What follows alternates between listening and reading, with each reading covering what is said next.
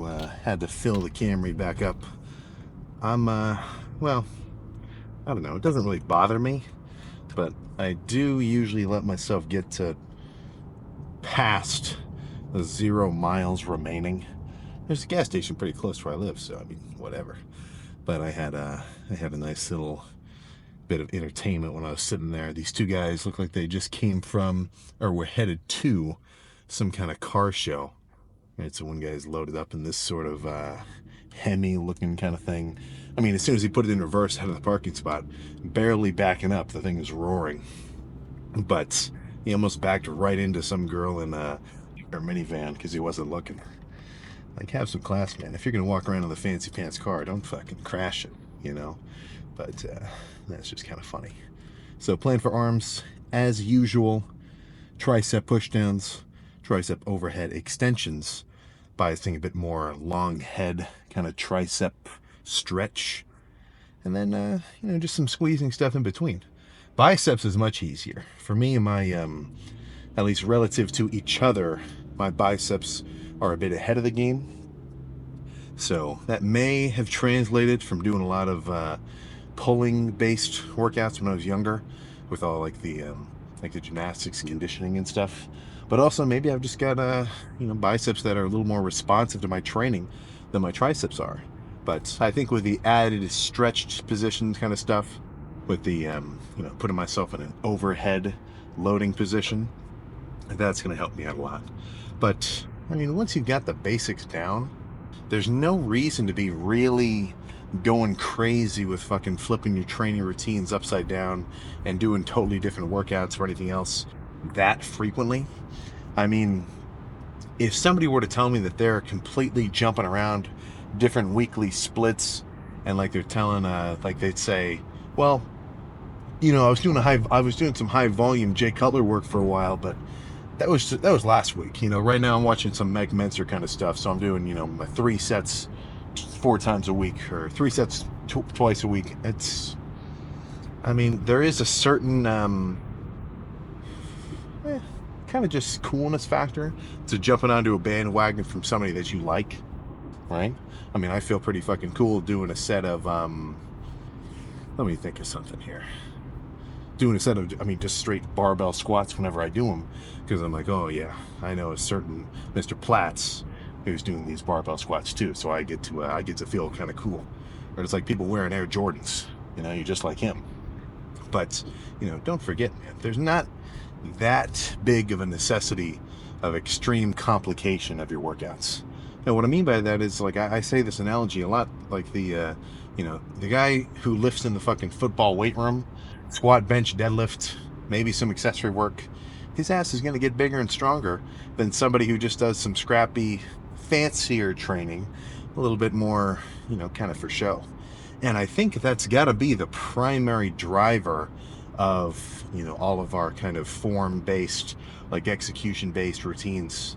It's, it's a fear of sticking out, right? If everybody is watching a certain guy's like multi-million view video where he's like, this is how you need to exercise your tricep extensions, and if anybody does it any other way, they're a fucking leper, you know what I'm saying, right? So it's and then there's already the self-consciousness of going to the gym in the first place, where everybody wants to feel like they're doing things right. So there is a certain benefit to actually learning the basics of form and how things should look, and not just totally jerking the weight around like a fool. But you can take things too far, right? With everything, there is a certain level of diminishing returns, and training is absolutely no exception, right? If you try to go way too fucking heavy on a set, you're gonna hurt yourself. If you try to do way too much fucking volume, you're gonna burn yourself out. If you try to do a diet that is far too strict, you're not gonna be able to stick to it. There is a certain sweet spot, and honestly, there's a certain sweet spot with just everything in fucking life, I've kind of found. Like, usually if I think of any kind of argument, any kind of like we can just stick it to working out, but it could be anything, right? Anything with two sides arguing opposite points. Usually the answer isn't one side or the other. it's somewhere kind of right in the middle, and it is going to change depending on the person's perspective who's looking at it, right? So I mean, there's we've got the guys where they might say, okay, I want to try to train to failure on every fucking set.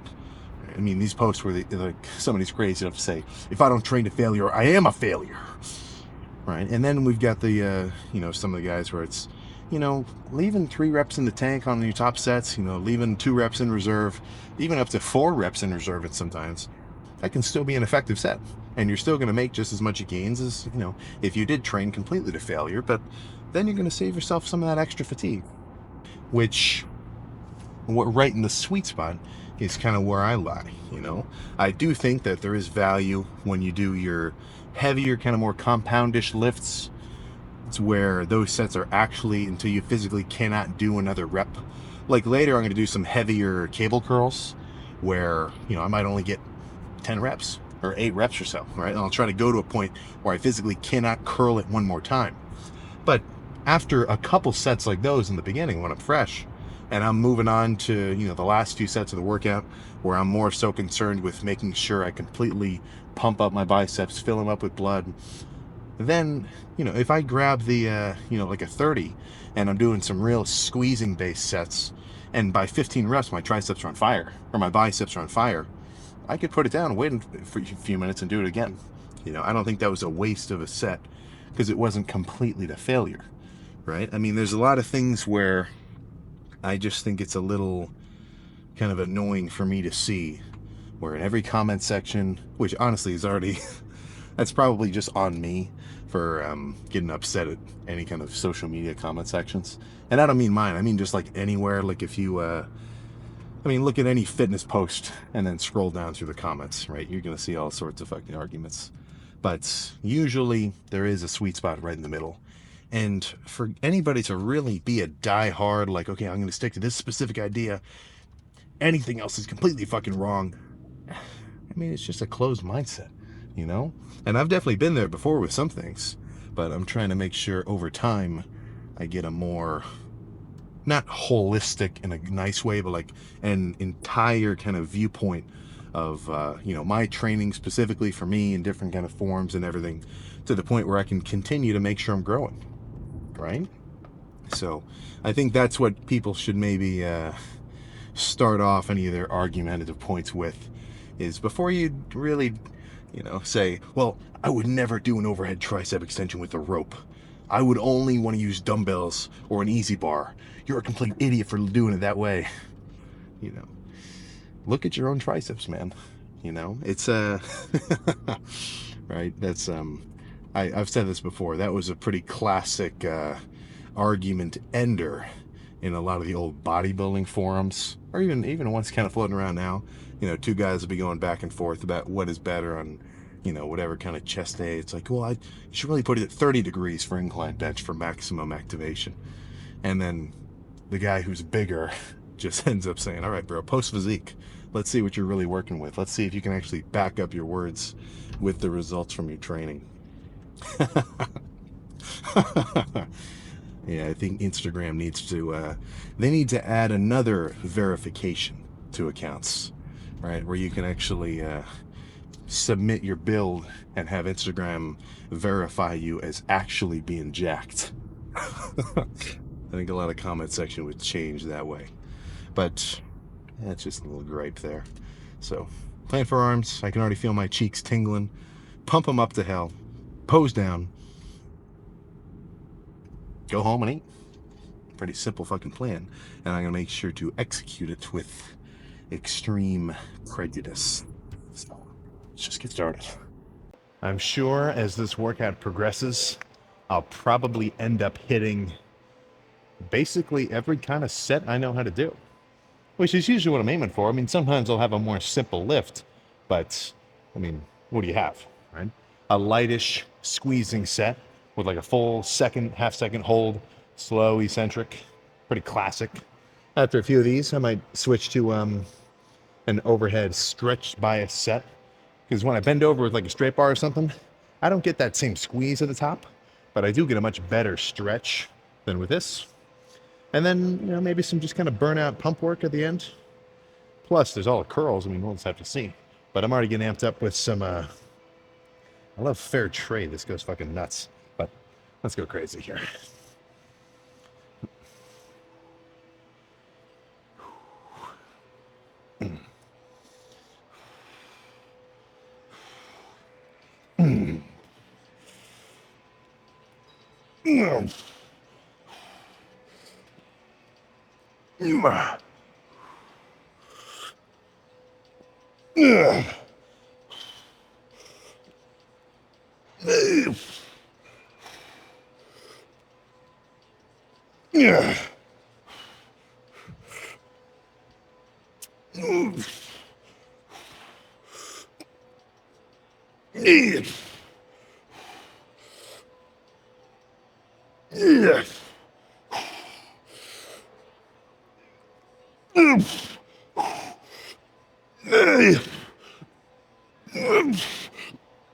Oh my God. Okay. One more like that. Same weight, same everything.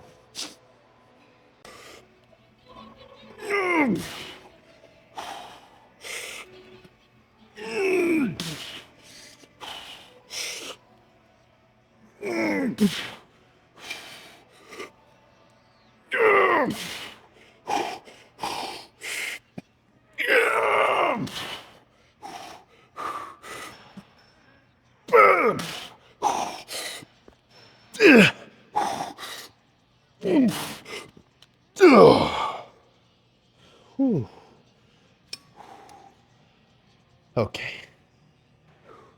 So now I've got to answer the question,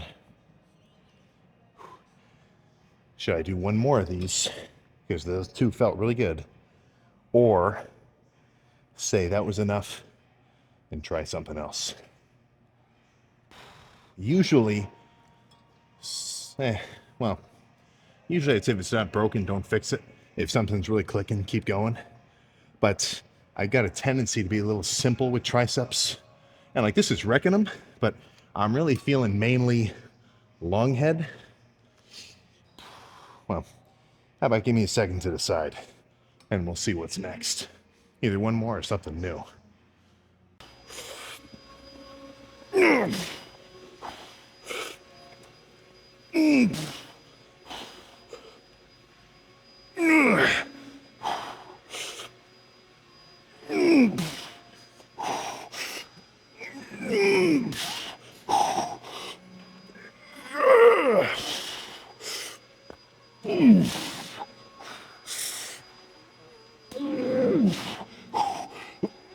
Okay.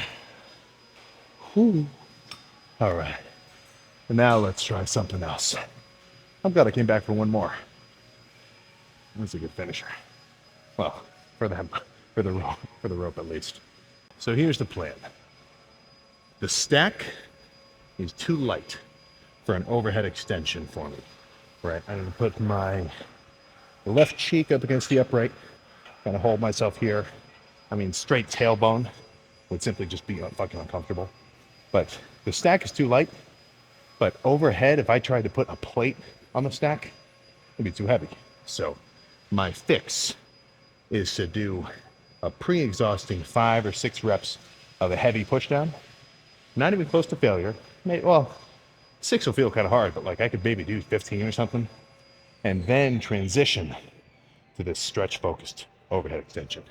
And once I'm pre-exhausted here, failure there will come much more abruptly. So instead of doing 30 reps, I'll make it fucking 12. But let's just get amped up and make it happen.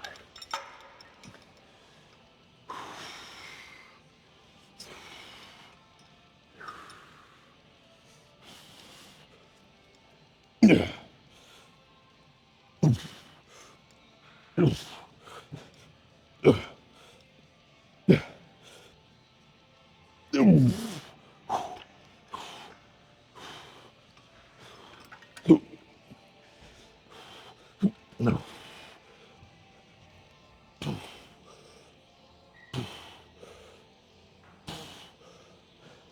Go.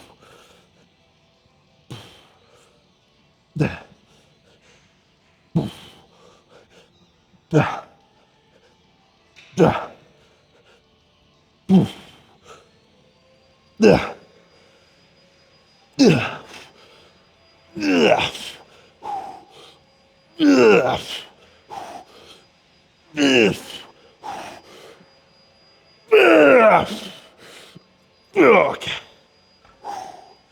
One more.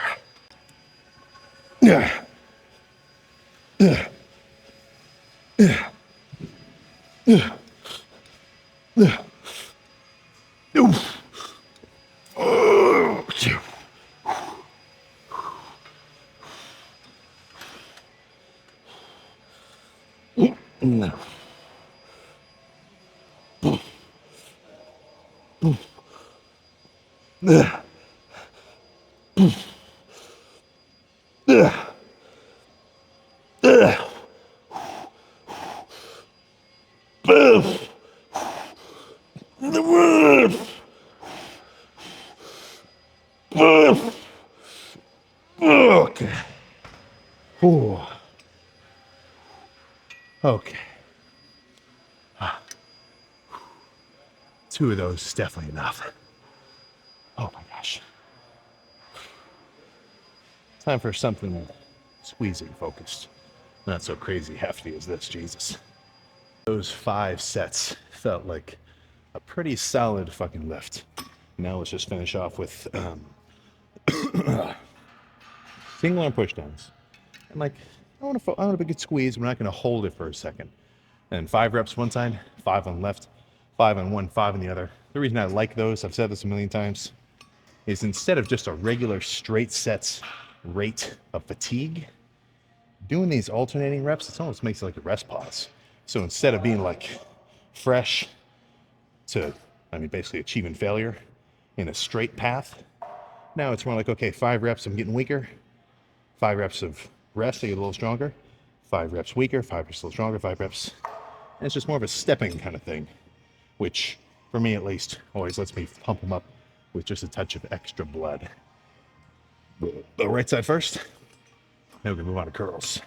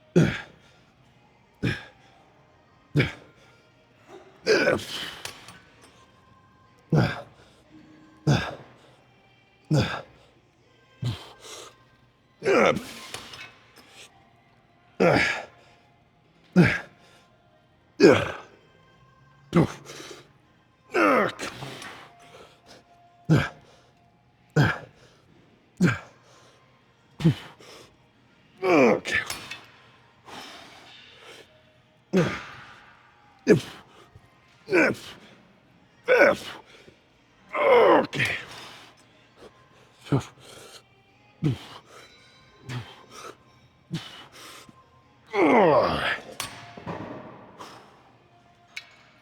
That's enough. Nice little self-assisted finisher. Start curling something. Get the other side of my arms pumped. I have been doing a lot of light squeezing sets as my first movement for biceps. So in the spirit of changing things up, I'm going to do another heavy one. Now, when I say heavy, I mean heavy within reason. Right? I'm not going to be struggling on rep number 2. I got a solid 10 here for sure, with reasonably minimal swinging. Now, for the last 2, I might give myself a little bit of oomph, but this set is more so biasing kind of just overall tension and workload. But I'm going to completely counter this with like some lighter squeezing cable stuff or some kind of preacher or whatever else. But I do like starting off with kind of a brunchish set.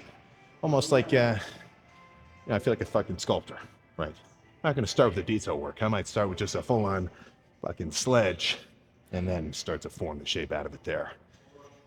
Not exactly, but you kind of see the analogy. So all that's left for me to do is go fucking nuts.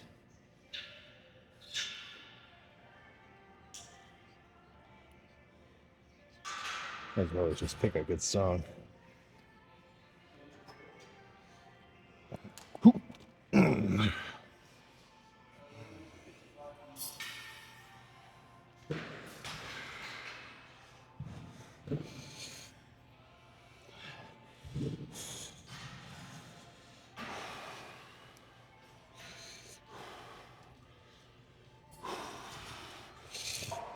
Oh yeah, come on.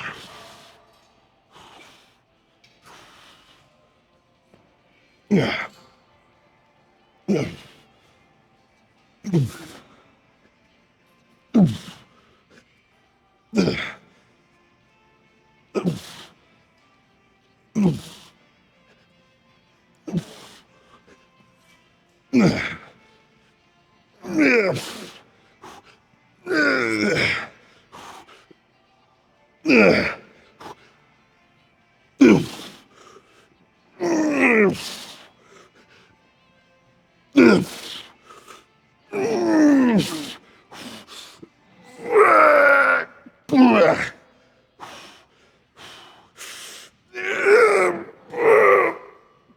Oh man. Oh. Oh. Okay. Solid 9, not 10. But let's drop the weight. This next will just be a 60. Nothing so crazy.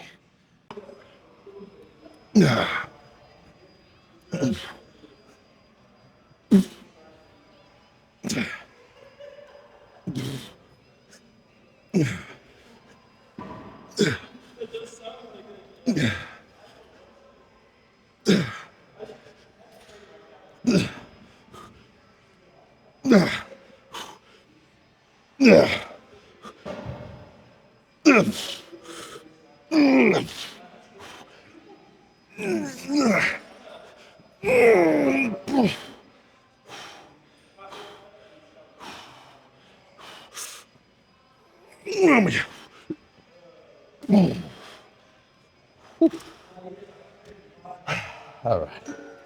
Let's just do a 2 and done for dumbbell. Move on to something else. Those are good though. Exactly like I predicted. To counter those heavy, nasty sets, this one's going to be a bit lighter, squeezing, plus some self-assistance, which I really can't fucking preach enough. You know, it gets tricky with things like chest and back. You can't do a one-arm chest press and then like help yourself push it. It's just not going to work. Same thing with rows for the most part. But with things like arms, it's literally right here in fucking hand's reach. So instead of just doing a regular set to failure and then saying, oh, no more, I can take my opposite hand, right? Grab this kind of lever, help myself with like 5 more force reps, or I help push the weight up to the top, but then let go and just ride the negative downward. We've all heard the speeches from like Dorian and Mike Mentor and stuff, where they're talking about the 3 phases of a movement, right? You got the concentric, the hold, and then the eccentric, right? And those are in, I guess, hierarchical. That's what I'm thinking. Well, they're in order of strength, right? You can be pretty strong, but not be able to curl an 80-pound dumbbell. Not that you should, but I'm just using that as an example. Now, if you had an 80-pound dumbbell like on a table, maybe if you're up here at the top of the curl position, you could budge it just an inch. That's you just holding the weight. And then if someone handed you a 90, now this is a bad example with dumbbells, but whatever, you could hold it and then maybe ride the negative down kind of slowly, or at least in a slightly resistive kind of angle, because that's, you know, the type of concentration. You're not going to hit failure by suddenly saying, oh, I can curl the weight, but I can't drop it down. No, you're going to fail curling it up, but you've still got energy left to ride it down, you know. So some self-assistance or any assisted reps are worth adding to your routine. Frankly, I think that as an intensifier is probably twice as good. Now, maybe not like twice as effective, but twice as much burn, twice as much squeeze, just like a guess, as doing a regular kind of drop set or something else. The only problem is usually if you're doing a double arm movement, like bench or rows or something, you need somebody else to help you. So maybe come out of your shell a little bit as a lifter, ask one of the guys around you who you've seen a couple of times, and he'll help you. Plus, that guy's probably thinking the same thing. He'd want to ask you for help, but maybe he doesn't want to bother you. So build your fucking community. How about that? But enough talking. Actually, from all that fucking chatting, I can go up one more notch in weight to the 125. But this is still within reason. Okay.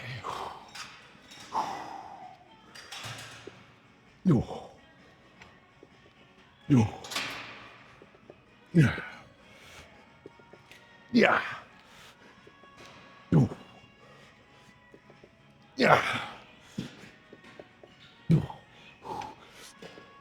Yeah. Okay.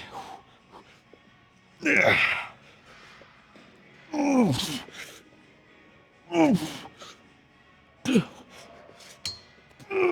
God. Holy crap.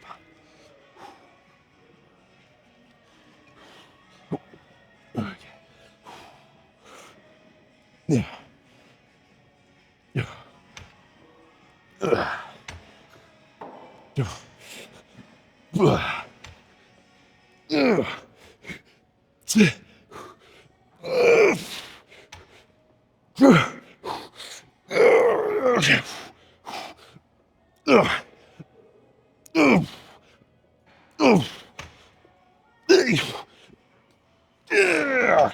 Okay.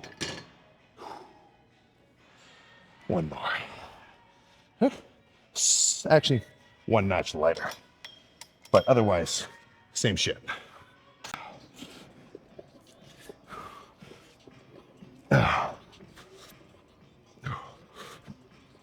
Yeah.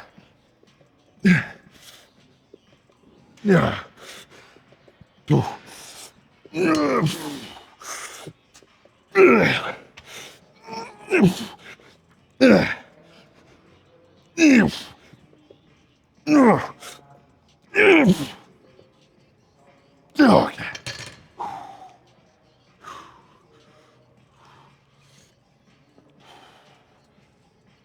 Yeah.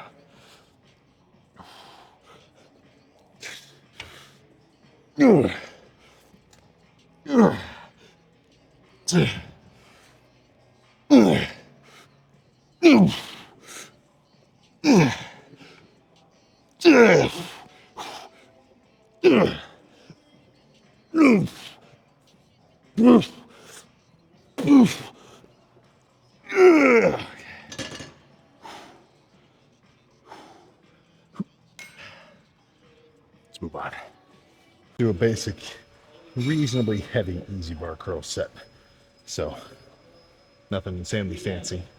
Grab the 100, stand here, don't swing too much, and then curl it as many times as possible. That is my goal. And simpler the better. Nothing else to think about but going nuts.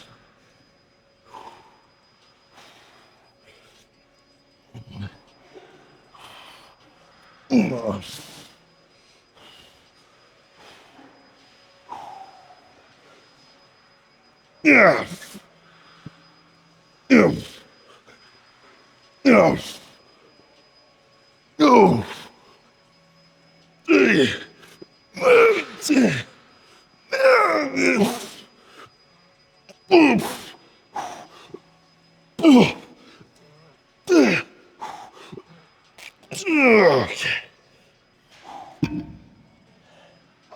One more, but I'm going to drop it to the 60. I think that'll be it. A little 6-set arm day, or 6-set bicep day. If you can feel my biceps, you'd say that's about enough too. Now that actually does require some clarification, and I've got a minute to rest in between this set. But when I say, like, okay, today I might do 6 sets. Oh, maybe I'll just do 5 sets today, or 7, or whatever number around that space, which I do think if your sets are rough in a good way, around that 5 to 9 mark, somewhere in there, you should feel fully fatigued and fully pumped.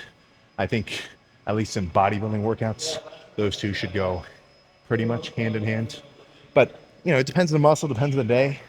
And it is kind of a subjective thing, right? Now, that's something which I can kind of gauge now reasonably confidently and say, okay, my biceps feel pretty good. And by that, I mean like sore and pumped and fatigued and everything else, to the point where I can look back over the last, I don't even know how many, damn near 2,000 lifts, and say, this is a feeling I've felt before when I've pushed myself hard, and I've actually known that on every set, I didn't leave much, if at all, in the tank. I can say, okay, that was a good workout. I've stimulated the muscle.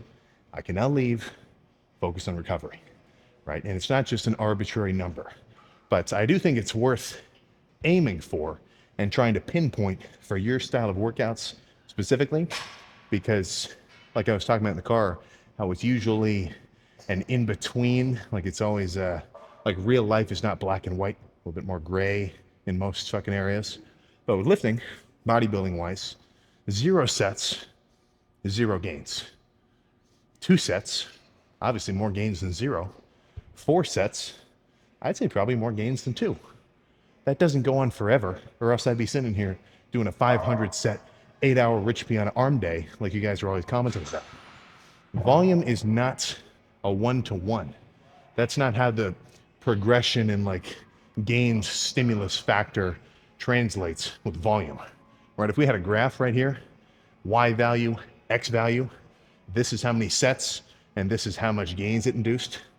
It increases one-to-one for a little bit, but there's a peak. And excuse me. And I do think that that's around maybe 5X might be a little low, maybe a 6 to 8 kind of range. Like if you came up to me and you said you did a 7-set chest day, I would probably ask next, what movements did you do? And if you told me, okay, I did 3 sets of incline Smith, heavy sets of failure, 12 reps, I'd have somebody help me. I say, okay, good start. 2 sets of chest press, same thing to failure, no assistance though. I'd say, okay, that's pretty good too. What do you do after that? And then the guy would say, okay, I did 2 sets of pec deck, failure, maybe, well, I'll look at the form, whatever. If he's actually using his chest and he did real failure, I'd say, holy crap, that's fucking sweet. And what'd you finish with? Oh, it's like kind of a, just some light kind of pump burning work of cable press. I'd say, dude, that's a fucking awesome workout, right? Now, if someone told me they did 5 sets of bench, 5 sets of chest press, 5 sets of pec deck, 5 sets of cable flies, and then 5 sets of a machine press to finish, it's just too much volume, man. You know? What a awesome analogy, right? If any, for all the clippers out there, this would be a perfect moment to add in the quote from Dorian Yates, where he's basically saying, if you got a stick of dynamite, hit it with a pencil 1,000,000 fucking times, it's not just going to explode, right? 1,000,000 sets of just whatever isn't going to do it for you.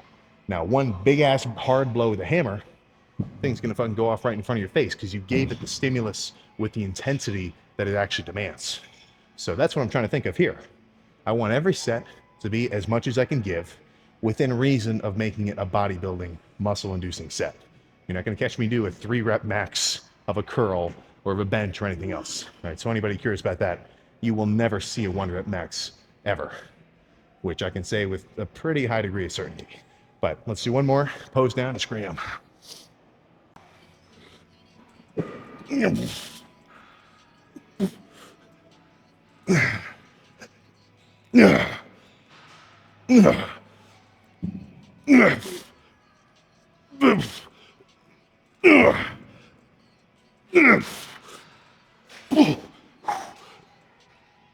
Okay.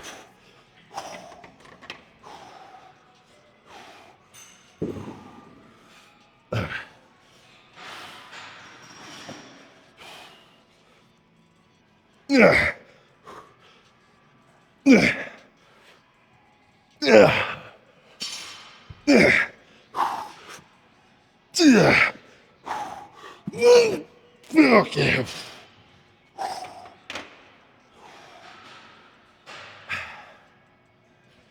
Let's go close down. There we go. Extremely pumped. Honestly, way more than I would have expected. Like subjective feeling wise, like for me to just flex my arm right now and say, okay, how pumped am I? Dude, 9 out of fucking 10. The other reason I wouldn't say 10 out of 10, because I'm not fucking full of carbs and feel like I'm gonna give myself bicep stretch marks from how fucking inflated my arms are on the inside. But all that's to say, that was a good lift. And I really do think that one of the primary factors at play that made it such a good lift was the fact that before pretty much every set, I was getting really excited, like legit amped. But I'll explain that in a moment. How about we just pose down before my pump starts to fade? You know, when you diet it down and not so full of carbs, it crashes much quicker than if you're actually, you know, let's just say in a bulked state. But let's see how we're looking.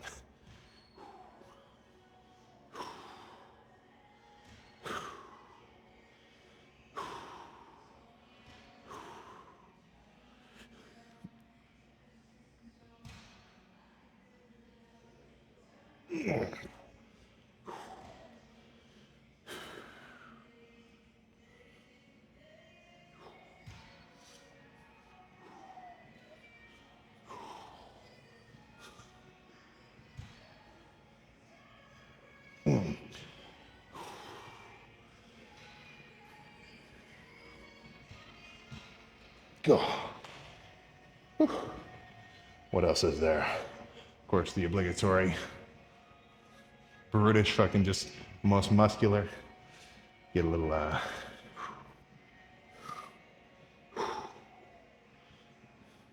So this actually gets extra crazy when I'm totally empty stomach, way leaner, and I bust out a crucifix with a vacuum.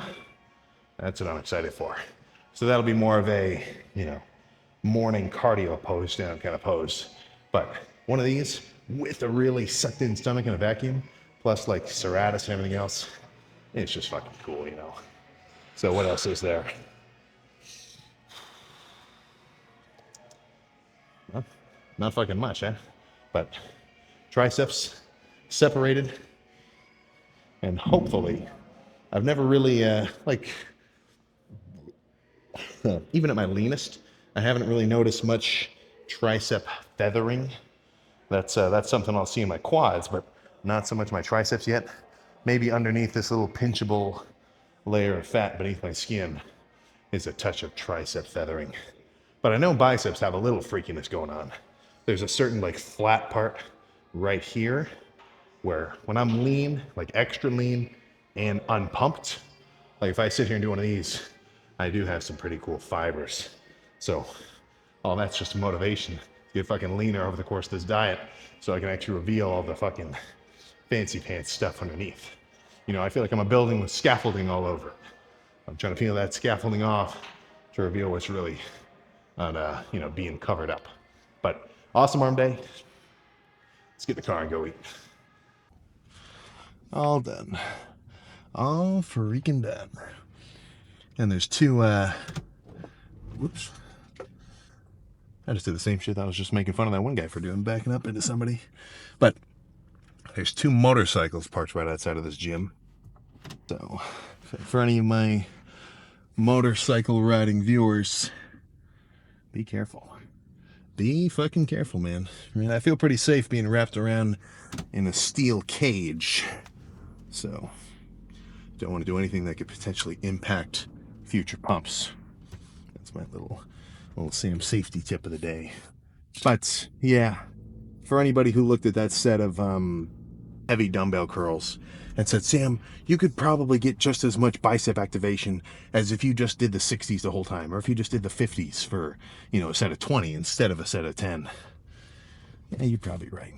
And I could feel my traps were getting extra fatigued from having to hold up that much weight and doing the curls, because not only do I have to actually work my biceps and probably get a little extra forearm activation, but physically my traps have to hold my shoulders up to even keep that weight at the right height. No, you're right. But that's kind of feeding into a little bit of an underlap, I guess. No, you could say overlap of my two priorities with my training, right? Because one of my newer number one priorities, which has not always been the case, it's kind of a, like the safety rule book is written in blood kind of situation, right? You don't necessarily know to not fuck yourself up until you do kind of thing. But one of my highest priorities in my training now is do not hurt myself. That's up there. Frankly, a lift is going to be a W no matter what, as long as that check mark doesn't get X'd off. Or I guess does get checked off. You get what I'm saying, right? If I don't hurt myself on a workout and I get a good pump, that is awesome. But under that, and still close, but that is definitely taking priority now, is Wait, fuck, what was I gonna say? Oh yeah, is, you know, fucking enjoy my training, right? Have fun with it. Do sets that I know I want to do. Now, that should also be because I know that they're effective sets. But look, man, I feel pretty fucking cool if I do a heavy set of curls. And heavy is not relative to everybody else, right? I mean, if you know you could curl the 50s for 10, and that's actually a legit failure, dude, I think as long as you can actually feel your biceps, I say go for it, right? Now, not for all of your sets. I wouldn't want every set of my bicep workout to look just like that one. That's why after those, you know, I backed off and then did some more lighter squeezing work to continue to hit my bicep and basically both sides of the spectrum of sets, right? Some heavy, kind of nastier ones, as well as some lighter, controlled squeezing ones. And that's how I kind of like to do it. You know, hit everything from all angles. Don't just stick to jabs. Throw some uppercuts and some body blows in there, right? Take down your opponent methodically, as it were. I like that little boxing analogy. But, you know, there really is a benefit to actually enjoying your training. And what I mean by that is, you know, if people set up a like a specific kind of routine, and I don't hear this a lot. Not the it's kind of a minority of lifters out there where they look up or they have a coach give them a really specific program and make them stick to it like 100 fucking percent, like no skipping, no nothing, like do all these sets and everything else. Is if it's too rigid, then usually I don't think that's an awesome routine just in general. And what I mean by that is like I could roll into arms today and the rope could feel like total shit. And I wouldn't want to start with the rope. I'd want to find something else that would feel good. Like maybe single arm pushdowns. I mean, some lifts I start with those first instead of finishing with them. You know, some lifts I might not want to do any overhead stuff because I wouldn't actually be able to feel it. You know, like little things like that. Fucking fly buzzing around. But all that's to say, if your routine that you have written out for yourself is, you know, not one that really has space for adjustment, where you can maybe switch to this, or like, okay, shoulder press feels kind of rough today, maybe I should start with front raises to get warmed up, or bent over row, not really loving it, I should, you know, if people have a routine that's too rigid, then you're not going to have fun because you won't really feel like doing it in a way. And, you know, how you expected to do something for hours on end for years, or maybe not hours, but like an hour and a half at the kind of the longest, I think, for days upon days on repeat for years, right? And this is during your free time. This isn't mandatory, you know? So if you don't actually enjoy it, how could you ever expect to continue to do it? So that's why I like kind of hyping up, coming up with your own routine in a sense. Like, of course, base it off of tried and true methods, hit every body part twice a week-ish. I kind of do twice every 8 days, so, you know, 1 day off. But basically that frequency, you know, have a regular amount of volume, do regular lifts, right? Curls and push downs and bench and rows and pull downs and pullovers and squats and leg, you know, we all know the basics, and adjust it from there to suit you specifically, right? I mean, there's a reason why the fanciest fucking gloves are handmade to fit the buyer specifically. You know what I'm saying? Right? Because everybody's got their own ins and outs and different kind of like shoulder alignments and forearms. And, you know, for you, that preacher bench with the machine might feel like total shit. And frankly, for me, it kind of does too. That's why I add that little D handle to give myself a little bit of extra play in the angle that I do them, so that it actually feels good. And I can feel my bicep more than I can feel my forearm kind of pinch myself right where my elbow meets it, you know? So that's where I'm not necessarily kind of hyping up like, okay, he does it this way, this guy's really big, I want to be like this guy, I need to do it exactly his way. At just kind of basing your training off of that sort of approach at such a face value level, it's just not going to work, you know? So that's where it's extra cool to talk to some of these guys who are more advanced than me and have been doing this for fucking years longer than me, if not, I mean, anybody who's been around for long enough. These guys have been working out longer than I've been alive, right? They've got a pretty crazy amount of experience.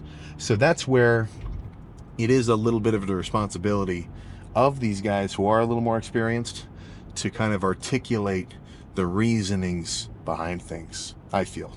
Or anybody that has, like, you know, a big enough platform where they're talking about what workouts they do and why they do it. The why they do it, I feel, is way more important.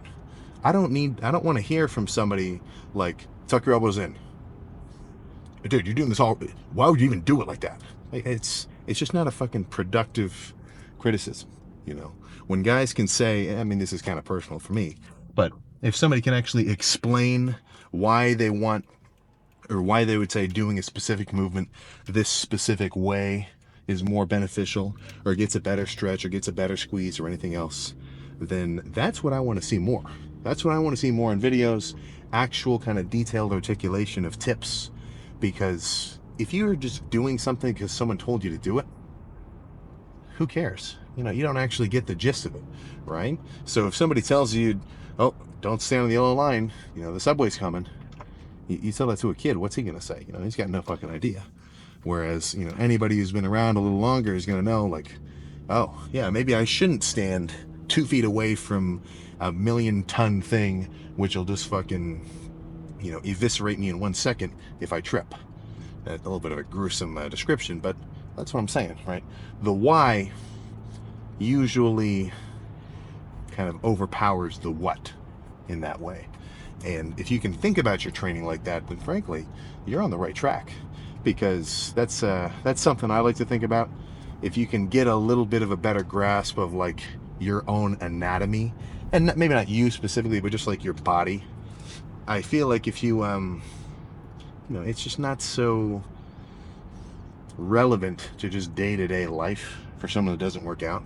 But whenever I'm doing those preacher curls, or those you know, those easy bar curls at the end of the bicep workout, or when I was doing those tricep pushdowns with a rope, I'm not just thinking push with my hands.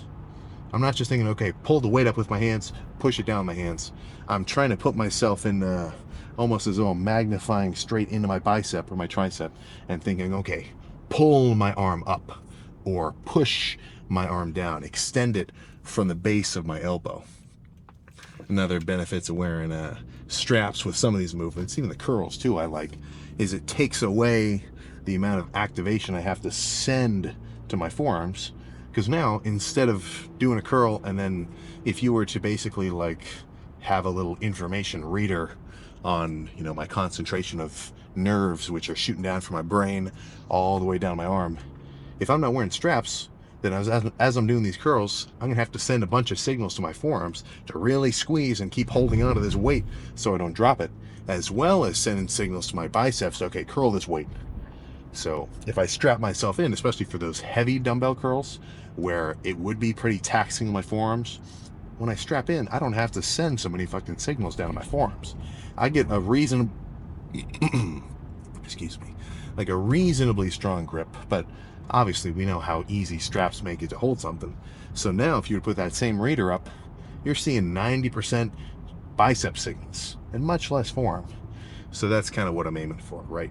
Taking away unnecessary muscle groups from whatever movements that I'm aiming for, right? Ideally, I would get 0 tricep activation every time I do a chest press, and 0 bicep every time I do a row, you know, and 0 glute every time I do a squat. Now, that's a little bit of an idealized world, or I guess maybe I'm just not that fucking advanced yet, but that's kind of what I'm aiming for, if you follow my logic. So that's my little shtick there, right? Figure out the why between when guys do a lot of these stuff, and half of that is also the responsibility of you guys asking questions.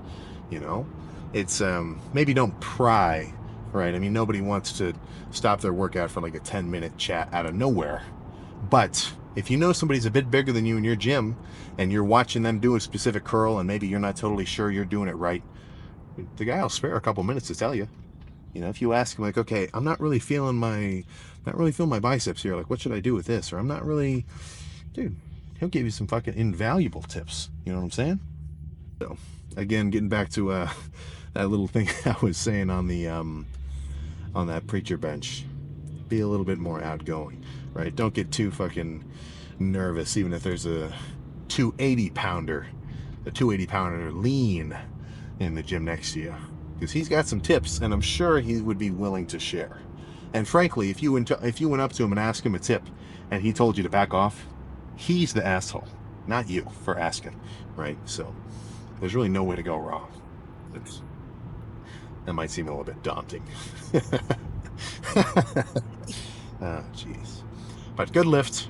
I'm ready to go home and eat. I've got a bunch of eggs. I feel bad though because I don't want to waste. I don't want to just slam the egg white out of the shell eggs because I've got egg whites in canisters. So I guess I'm just slowly working my way through the yolked full eggs and then pouring in some egg whites as necessary. Usually my ratio is about 3 whole eggs and then 30 grams of protein worth of the egg whites. Saves me from making a mess too of having to save the egg whites or the egg yolks in the canister or throw them in the trash. My oh jeez, yeah, switching from regular whole eggs to canistered egg whites, I know that made my fucking parents happy back when I was living at home, because I would always make eggs with the whole eggs, crack the yolks, throw them in the trash, and then now I got egg yolk leaking out of the bottom. I'm just making a huge mess.